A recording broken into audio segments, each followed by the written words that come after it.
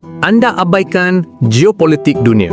Kini bukan lagi sekadar mitos zaman moden. Pengabaian geopolitik dunia itu dosa. Ya, pada diri kita yang akan datang.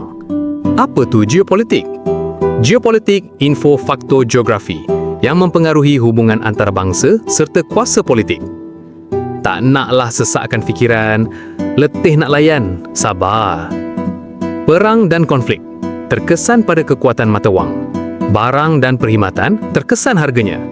Bajet diri dan keluarga kita lari dari landasannya. Masa depan yang lebih jelas, konflik yang berlaku memberi kesan bahan nadir, logam industri, sumber tenaga.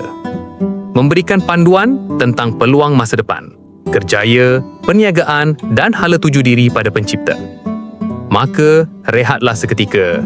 Lihat mereka, kerana mereka juga seperti kita.